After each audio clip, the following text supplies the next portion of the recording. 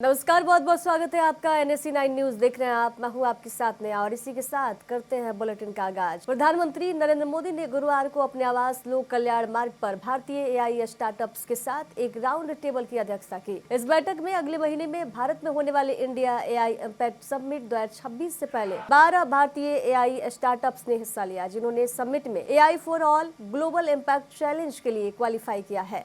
In startups ने round table में अपने विचार और किए गए काम प्रस्तुत किए। इधर केंद्रीय गृह मंत्री अमित शाह 3 महीने में दूसरी बार राजस्थान के दौरे पर आ रहे हैं। शाह का 10 जनवरी को जयपुर आने का कार्यक्रम है।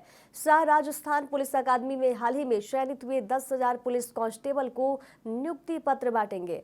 अमित शाह के दौरे को लेकर पुलिस प्रशासन ने तैयारियां लगभग पूरी कर ली है। पुलिस मुख्यालय ने सभी जिला और बटालियन में चयनित पुलिस कांस्टेबलों को जयपुर लाने के निर्देश दिए हैं।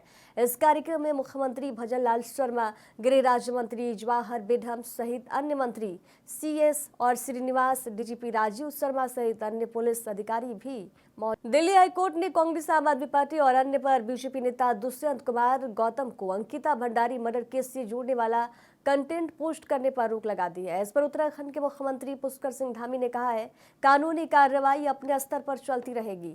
दिल्ली हाई कोर्ट का भी निर्णय आया है। अन्य जो आवश्यक कानूनी चीजें हैं उस पर हम विमर्श कर रहे हैं।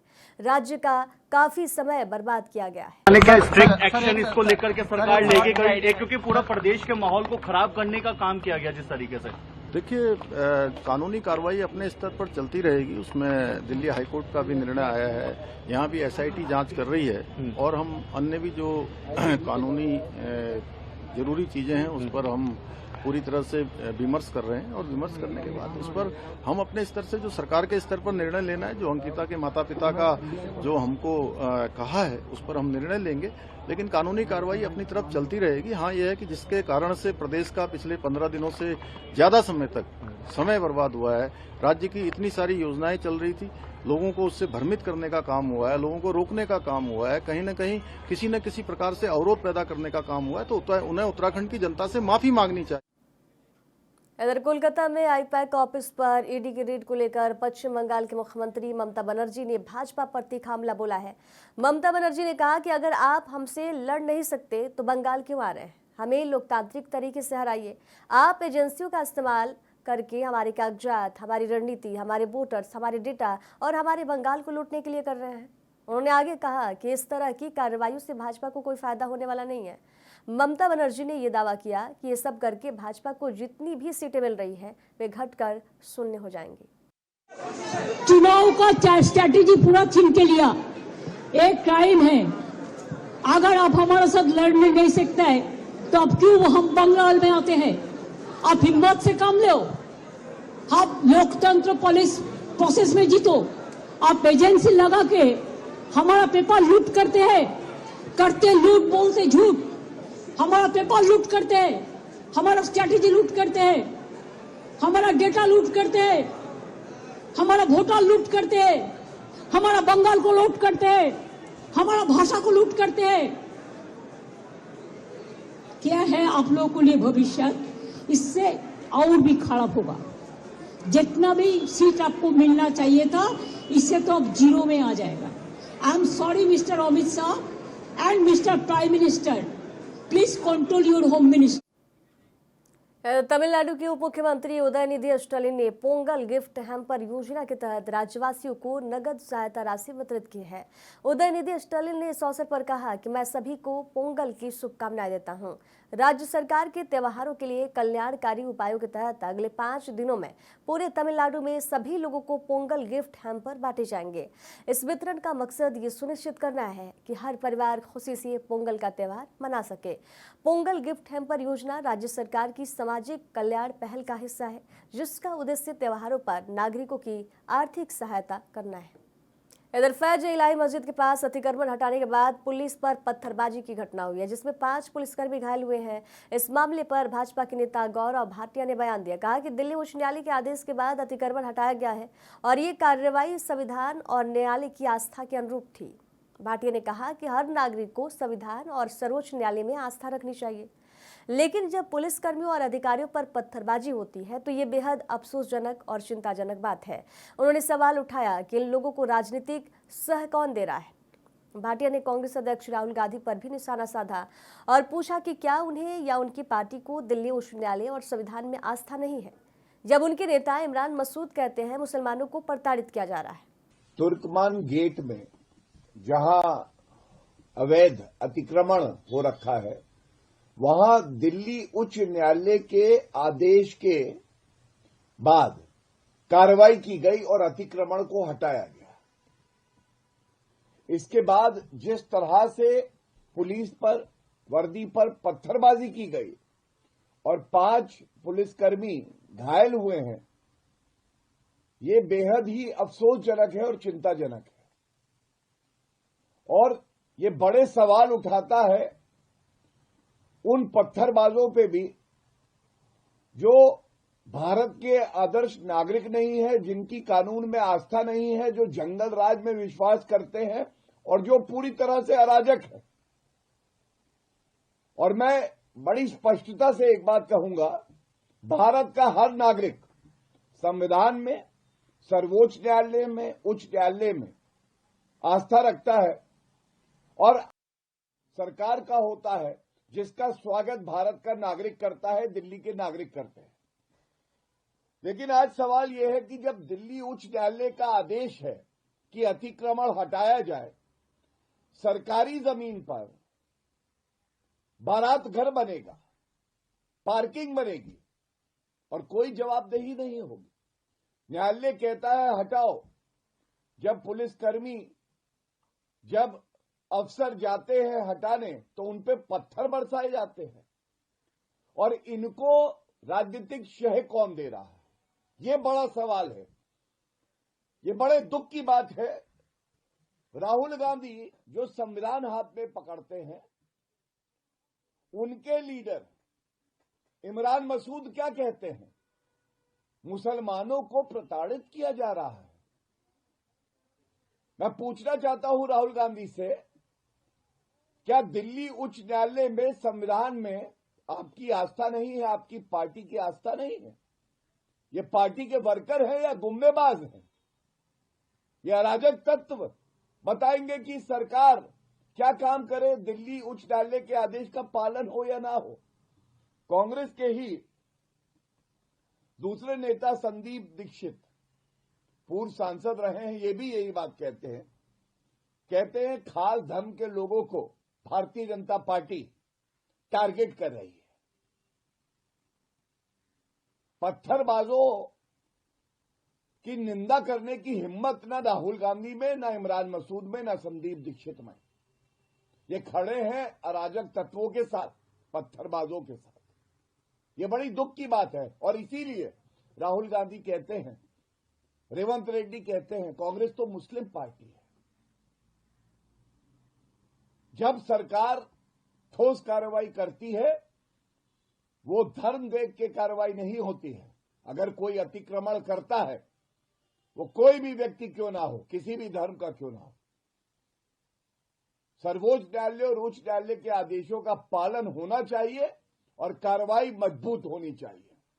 और अगर कार्रवाई के बाद पत्थरबाजों को, अराजक तत्वों को डर लगता है तो ये डर अच्छा है। ये मैं 15 जनवरी को होने वाले नगर निगम चुनाव के मद्देनजर एआईएमआईएम प्रमुख ओवैसी चुनाव प्रचार में जोर शोर से लगे हुए हैं। ओवैसी ने कहा कि उनका अनुभव और पार्टी की मेहनत अच्छा नतीजा देगी। उन्होंने भरोसा भी जताया कि पहले से ज्यादा कारपोरेट्स जीतेंगे और कामयाब होंगे, जिससे पार्टी की मजबूत उपस्थिति सुनिश्चित होगी। आपको बता दें कि चुनावी तैयारियों के दौरान ओवैसी की रैलियों और जनसभाओं में भारी संख्या में समर्थक जुट रहे हैं। सर, अभी इलेक्शन में महाराष्ट्र में, पूरे महाराष्ट्र में एमआईएम की क्या ताकत रहेगी? एमआईएम कैसा जीतेगा? अच्छा रहेगा।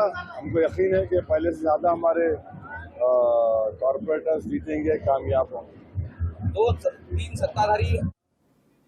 इधर कांग्रेस के छत्तीसगढ़ प्रभारी सचिन पायलट आज एक दिवसीय दौरे पर रायपुर पहुंचे। रायपुर एयरपोर्ट पर मीडिया से बातचीत करते हुए उन्होंने केंद्र की भाजपा सरकार पर मनरेगा को व्यवस्थित तरीके से कमजोर और खत्म करने का गंभीर आरोप लगाया है। सचिन पायलट ने कहा कि मनरेगा जैसी योजना गरीबों के लिए सुरक्षा कवच थी, लेकिन केंद्र सरकार ने इस पर सीधा प्रहार किया। सचिन पायलट ने कहा कि मनरेगा के तहत ग्रामीण गरीबों को 100 दिन का रोजगार मिलता था, लेकिन आज हालत ऐसे बन गए हैं कि ये योजना कागजों तक सिमटती जा रही है। उन्होंने ये भी कहा कि पहले मनरेगा की पूरी राशि केंद्र सरकार देती थी, लेकिन अब ये व्यवस्था भी खत्म कर दी गई है। रोजगार के अधिकार को कमजोर किया जा रहा है। कोर्ट में धमकी मिल रही है, कोर्ट को बम से उड़ाने की धमकी।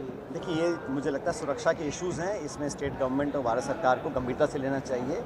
मैं इतने कहना चाहता हूँ कि छत्तीसगढ़ में बहुत से केंद्र सरकार, राज्य सरकार के नेता दुहाई देते हैं, अपनी पीठ थपथपाते हैं, लेकिन ये बात सच है कि जो पिछड़ा, गरीब, दलित और मध्यम वर्ग के जो लोग हैं वो अपने आप को असुरक्षित महसूस करते हैं और ये आंकड़े प्रस्तुत कर कर बोलते हैं कि स्थिति बहुत बेहतर है। मैं ऐसा मानता हूँ कि यहाँ पर चाहे महिला हो, चाहे बुजुर्ग हो और खासकर कमज़ोर वर्ग, इन पर लगातार उत्पीड़न, अत्याचार और प्रहार किए जाते हैं और सरकार लॉ एंड ऑर्डर को मेंटेन और लोगों के जहन में एक सुरक्षा का भाव पैदा करने में असफल रही है। और इस पर ज्यादा जानकारी साझा करने के लिए संवाददाता अजय श्रीवास्तव हमारे साथ फोन लाइन पर बने हुए हैं। कांग्रेस के छत्तीसगढ़ प्रभारी सचिन पायलट आज रायपुर दौरे पर पहुंचे हैं, क्या कुछ जानकारी है इसको लेकर? उन्होंने पलटवार भी किया है, कहा है कि बीजेपी ने महात्मा गांधी की नाम की योजना जो है बदल दिया है।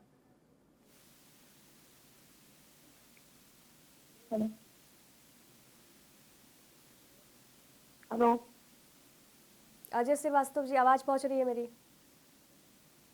हाँ, आवाज पहुंच रही। मैं कांग्रेस के छत्तीसगढ़ प्रभारी जो है सचिन पायलट, छत्तीसगढ़ के प्रभारी जो कांग्रेस प्रभारी हैं सचिन पायलट जी, उनका दौरा है रायपुर का, 1 दिन का दौरा है। उन्होंने आज रायपुर पहुंचने के बाद पत्रकारों से चर्चा करते हुए कहा कि भारत सरकार ने जो मनरेगा को खत्म करने का काम किया है और जो वो देश की वो बड़ी योजना थी जिससे कांग्रेस शासन ने ये योजना का निर्माण किया था, जिसमें स्थानीय भारतीय हर गांव, ग्राम और जो पिछड़ा तबके का था व्यक्ति था, वहां तक 100 दिन का रोजगार मिलता था, जिससे उसकी बेरोजगारी खत्म होती थी। उसके परिवार के भरण पोषण के लिए पूरी एक आय का जरिया और एक स्रोत हुआ करता था, जिसे सरकार ने पूरी तरह से खत्म कर दिया। इसमें एक बात और उन्होंने बताई है कि इसमें 100% जो अनुदान था मनरेगा के लिए वो केंद्र सरकार रिलीज करती थी। अब लेकिन और इस कार्य ये जो मनरेगा की जो राशि आती थी उसकी प्लानिंग जनपद पंचायत के द्वारा की जाती थी और ग्राम पंचायतों के निर्णय के बाद ही ये कार्य शुरू किया जाता था।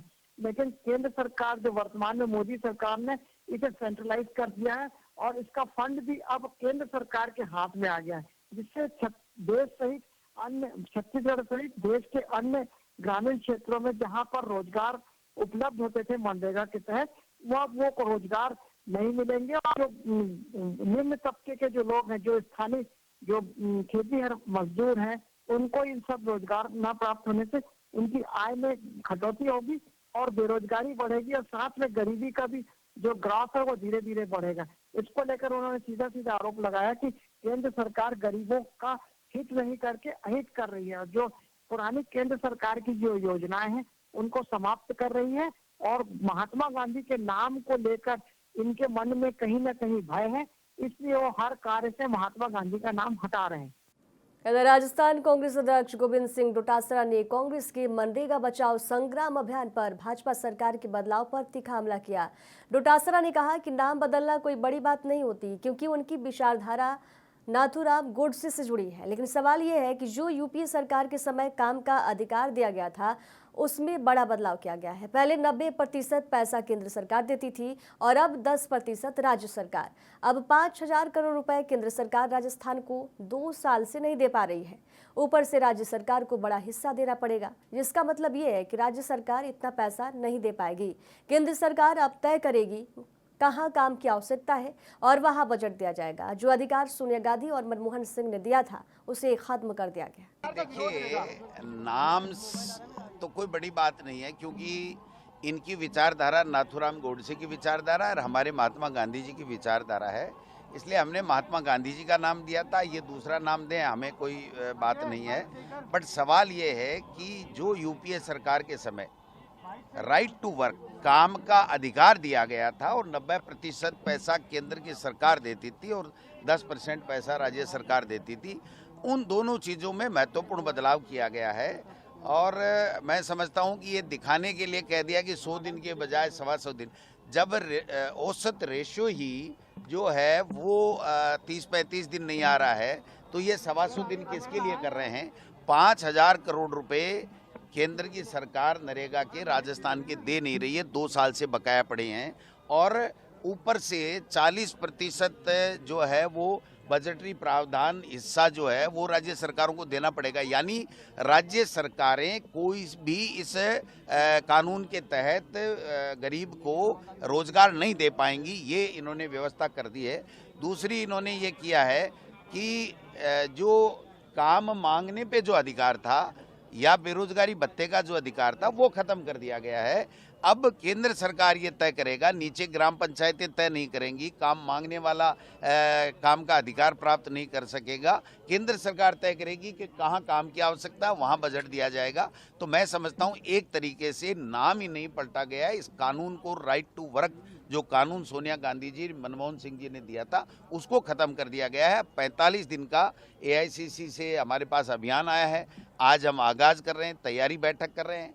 हम लोग किस तरीके से गांव-गांव में चौपालों में जाना है, एक दिन का 10 तारीख को प्रेस कॉन्फ्रेंस तमाम जिलों में करेंगे, फिर हम 11 तारीख को एक दिन का उपवास करेंगे, और उसके बाद में हम लोग 12 तारीख से हम लोग गाँव में, चौपाल में, वार्ड में जो है ग्राम पंचायतों में जाकर के जन जागरण अभियान जो है वो चलाएंगे, और ये 45 दिन तक चलेगा। आखिरी के 6-7 दिन में हम बड़ी सभाएं भी करेंगे। तो इस तरीके से ये जो राइट टू वर्क दिया गया था, इसको जो कानून को खत्म करने का काम किया है, इसको पूरी तरीके से हम विरोध करते हैं, निंदा भी करते हैं, और जन जागरण अभियान भी।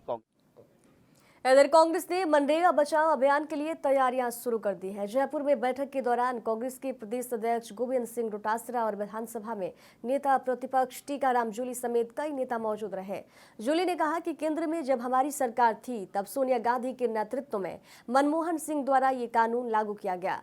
मनरेगा गरीब लोगों को दिया गया था ताकि गाँव से पलायन रुके, बंधुआ मजदूरी से लोगों को मुक्ति मिले और गांव के लोगों को गांव में ही काम मिल सके। इसका ये नतीजा है कि मनरेगा के भीतर ऐतिहासिक रूप से काम हुआ है।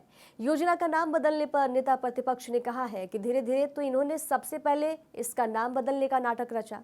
भगवान श्री राम के नाम पर योजना का नाम रखा, हमें कोई एतराज नहीं है। राजस्थान में भी ERCP का नाम 4 बार बदले जा चुके हैं, लेकिन योजना को ही खत्म करना गरीब के पेट पर लात मारना है। मुख्यमंत्री जी ने जो दिल्ली से पर्ची आई है वो आज यहाँ पे पढ़ी और मनरेगा की कमियों का सुधार बता रहे हैं। वो खुद पंचायती राज से चल के आए हैं, उनको पंचायती राज की जानकारी होनी चाहिए। और मनरेगा का तो उनका पहले ही मामला मैंने बता दिया था विधानसभा में। लेकिन मैं ये कहना चाहूँगा कि मुख्यमंत्री जी, आप राजस्थान के मुख्यमंत्री की हैसियत से बताइए ना कि मनरेगा के अंदर जो पहले 90 और 10 का रेशो था उसमें राजस्थान पे कितना लोड पड़ता था, और अब 60-40 का होगा तो कितना लोड पड़ेगा। और वो बजट अगर कम देते हैं तो उसके बाद 100% पैसा राजस्थान सरकार को देना पड़ेगा। उसका भी जरा एनालिसिस करवा लीजिए।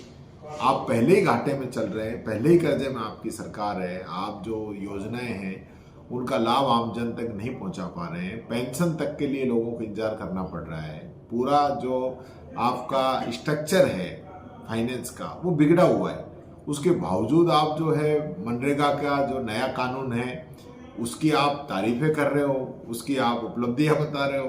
तो मैं ये कहना चाहूँगा, आप दिल्ली की प्रशंसा करना बंद कीजिए और हकीकत में जो कानून है, जो गरीबों के हितों पे कुठाराघात करने वाला कानून है, जिससे मजदूरों के ऊपर बहुत बड़ी आफत आने वाली, उन पे संकट आने वाला है, उनका रोजगार छीनने वाला है, उस पर आप अपनी बात कहिए।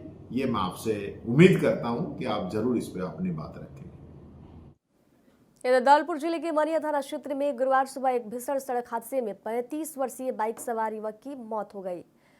बड़ापुरा गांव के पास तेज रफ्तार अज्ञात वाहन ने बाइक को जोरदार टक्कर मार दी, जिसमें युवक गंभीर रूप से घायल हुआ। हादसे के बाद मौके पर अफरा तफरी मच गई और आसपास के लोग मदद के लिए जुट गए। घटना की जानकारी मिलते ही पुलिस मौके पर पहुंची और जांच शुरू कर दी है।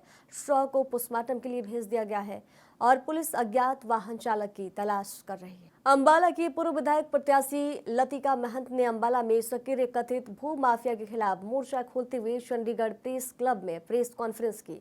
उन्होंने ये आरोप लगाया कि उनके साथ जबरन घर में घुसकर मारपीट, चोरी, अवैध कब्जे का प्रयास और जान से मारने तक की धमकियां दी गई, लेकिन पुलिस प्रशासन की ओर से अब तक कोई ठोस कार्रवाई नहीं की गई है। लतिका महंत ने यह भी बताया कि उन्होंने इस संबंध में पुलिस अधीक्षक अंबाला को लिखित शिकायत पत्र दी है। उन्होंने प्रधानमंत्री नरेंद्र मोदी को लाइव ट्वीट कर पूरे मामले से अवगत कराया और न्याय की गुहार लगाई है। लतिका महंत ने चेतावनी दी, यदि उन्हें न्याय नहीं मिला तो वे आत्मदाह जैसा कठोर कदम उठाने को मजबूर होंगी। उन्होंने कहा कि आरोपी की ओर से लगातार मिल रही जान मारने की धमकियों के कारण उनकी सुरक्षा गंभीर खतरे में है। रंधावा और मैं भाजपा की राष्ट्रवाद की नीतियों की मैं बहुत बड़ी समर्थक हूं और इस नीतियों से बहुत प्रभावित हूं, पर लेकिन कहीं ना कहीं मेरे साथ धक्का किया जा रहा है। 8-10 दिन हो गए जो भी मेरा जो ये मैटर चल रहा है, इस पे मेरी कहीं भी सुनवाई नहीं हो रही है और प्रशासन भी कहीं ना कहीं सो रहा है, मेरे को टाल मटाल कर रहा है। क्या जी, मेरा जो डेरा है वो डेरे का बयाना हो रखा था और मेरा कब्जा था 8-9 महीने से और मेरे को घर से एकदम निकाल दिया गया है। 2 बार मेरे पे हमला करने की कोशिश की है और उसके बाद मतलब दूसरे दिन तो अंदर घुसकर, सुबह हम सो के ही उठे थे तो उन्होंने कब्जा ले लिया डेरे में, और तो हम बिल्कुल नंगे पैर और सुबह सोते हुए उठते हुए इस हालात से हम डेरे से बाहर। जी, एरिया का विवाद है, ये एरिया का बाद में हम बात करेंगे। पहले हम प्रशासन जो है 8-9-10 दिन हो गए हैं, वो हमारी कोई सुनवाई नहीं कर रही है और कहीं ना कहीं जो बंदे उस थाने में आ रहे हैं उनका हो सकता है उन लोगों के ऊपर जो किन्नर समाज का दूसरे अनिल विज के पास मैं सर के पास गई थी, वो बहुत अच्छे हैं और उन्होंने एसपी साहब को फोन भी किया था। फोन करने के बाद उन्होंने एसपी साहब ने उनकी बात का भी गौर नहीं किया। आपका समाज आपके साथ है, चंडीगढ़ से भी मैं देख रहा हूँ, तो ये क्या इनका क्या कहना है, बताएं मैम। जी हाँ जी, नमस्कार जी। मैं ट्रांसजेंडर वेलफेयर बोर्ड की मेंबर रह चुकी, अभियान के ब्रांड एम्बेसडर भी हूँ। मेरा ये कहना है कि ये किन्नर अपनी हक के लिए कब तक लड़ते रहेगा और अपनी पुकार जहां तक पहुंचाना वहां तक पहुंचाने के बावजूद भी वहां सुनवाई नहीं होता तो दुख तो होता ही है। आखिर सिस्टम या एडमिनिस्ट्रेशन जो कब तक अधिकारी, जो बड़े बड़े अधिकारी है, कब तक जागेंगे। हमारे लिए भी तो होना चाहिए, न्याय होना चाहिए, न्याय मिलना चाहिए। आखिर हम भी भारतीय हैं, हाँ, भारत में रहते हैं, तो भारत में रहते तो हमारा भी तो हक है कि अगर जैसे कोई भी कदम उठाते हैं या कोई किन्नर हो या ट्रांसजेंडर हो, कहीं भी अगर किराए पे भी मकान लेने गए तो कहीं भी मिलता तो है नहीं, जल्दी भेदभाव करते हैं। और उसके साथ साथ जो सिस्टम पहले सुनना चाहिए हम लोगों को। मेरे साथ जो संस्थाएं खड़ी हो रही है, जैसे कि ये खड़े, इनको भी मतलब बुरी नजर से देखा जा रहा है और हमारे जो हम भी सिख सनातनी है, मैं सिख धर्म से बिलोंग करती हूँ और मेरे साथ कोई अगर खड़ा हो जाता है तो उसको भी नीले बाणे के ऊपर इन लोगों ने इस तरीके से बोल रहे हैं। अब आपका कदम यही होगा, अगर मेरी सुनवाई नहीं होगी तो मैं दाह संस्कार करूंगी और मैं अपने जितने भी, मैं सिख सनातनी हूँ और जितने भी मेरे नियंग होंगे, मैं सब नियंगों को इकट्ठा करके मैं कुछ ना कुछ मैं कर्ज गुजरूंगी। ठीक है।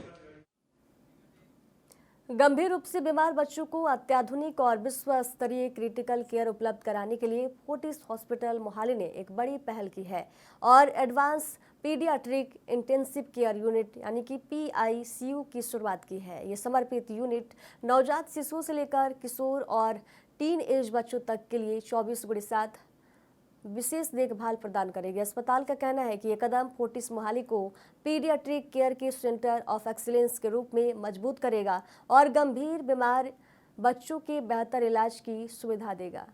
इधर बांग्लादेश में हो रही हिंदुओं की हत्या की घटनाओं को लेकर आज हल्द्वानी में कांग्रेस पार्टी ने भारी आक्रोश देखने को मिला। कांग्रेस के विधायक सुमित हृदवेश के नेतृत्व में कांग्रेस कार्यकर्ताओं ने STM कोर्ट में बड़ा प्रदर्शन किया और बांग्लादेश सरकार के खिलाफ जमकर नारेबाजी की। विधायक सुमित हृदवेश ने जमीन पर बैठकर प्रदर्शन कर आरोप लगाया कि बांग्लादेश में अल्पसंख्यक हिंदुओं पर लगातार अत्याचार हो रहा है, लेकिन अंतर्राष्ट्रीय स्तर पर इसको गंभीरता से ध्यान नहीं दिया जा रहा है। कांग्रेस नेताओं ने इस मुद्दे पर भारत सरकार से भी कूटनीतिक स्तर पर ठोस कदम उठाने की मांग की।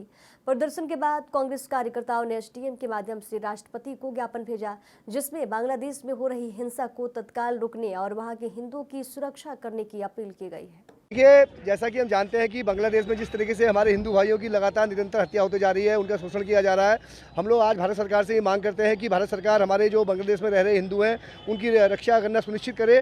और अगर कोई भी ऐसी कार्रवाई जिससे कि हमारे लगता है कि बांग्लादेश अगर अपनी मनमानी से, अपनी हठधर्मिता से नहीं मान रहा है, तो कहीं ना कहीं पर जिस तरीके से हमारी पूर्व प्रधानमंत्री इंदिरा गांधी जी ने बांग्लादेश के जो टुकड़े किए थे, उसी तरीके से एक और ऐसा मौका इस सरकार को करना चाहिए और निश्चित रूप से एक करारा सबक जो है एक बांग्लादेश को सिखाना चाहिए। यही हम लोगों की मांग है। भारत सरकार चुप्पी साध के क्यों बैठी है, जबकि 1971 में जब आज़ादी मिली थी बांग्लादेश को, तो तब के तत्कालीन प्रधानमंत्री बांग्लादेश के जो थे शेख मुजीबुर रहमान और भारत की सरकार में जब तत्कालीन प्रधानमंत्री इंदिरा गांधी जी थी, उनके बीच में एग्रीमेंट हुआ था कि कभी भी हिंदुओं पे अगर कोई शोषण होगा तो भारत को अधिकार की हस्तक्षेप करे।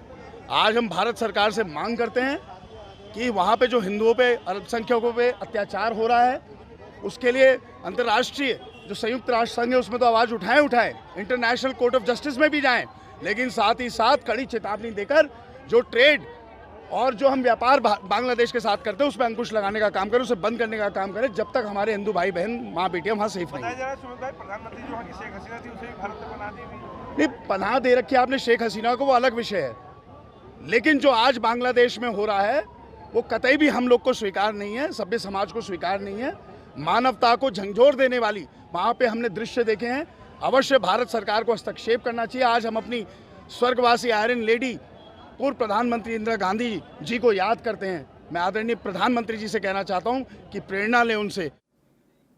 अखिल राजस्थान राज्य कर्मचारी महासंघ के आह्वान पर कर्मचारी समस्याओं के समाधान और संविदा कर्मियों को नियमित करने की मांग को लेकर 12 जनवरी 2026 को जयपुर में एक चेतावनी महारैली आयोजित की जाएगी। ये महारैली रामनिवास बाग से सिविल लाइन फाटक तक निकाली जाएगी। इसी क्रम में आज जयपुर के सनराइज स्कूल पावटा में राजस्थान पंचायत शिक्षक संघ की एक महत्वपूर्ण बैठक आयोजित की गई। बैठक की अध्यक्षता संघ के प्रदेश अध्यक्ष हेमंत गिठाला ने की। बैठक में प्रदेश कार्यकारिणी सदस्य मनोज कुमार बुनकर, ब्लॉक अध्यक्ष भागीरथ मल बैराठी सहित सैकड़ों की संख्या में पंचायत शिक्षक उपस्थित रहे। प्रदेश अध्यक्ष हेमंत गिठाला ने बैठक को संबोधित करते हुए कहा कि महासंघ के द्वारा आयोजित महारैली राजस्थान पंचायत शिक्षक संघ पूर्ण रूप से इसका समर्थन करता है। उन्होंने पंचायत शिक्षकों से भी अपील की है कि वे अपने नियमितीकरण मांग को लेकर 12 जनवरी 2026 को अधिक से अधिक संख्या में पहुंचकर महारैली में शामिल। और खबरों के सफर में दीजिए जाने की इजाजत। देखते रहिए NSC 9 न्यूज। नमस्कार।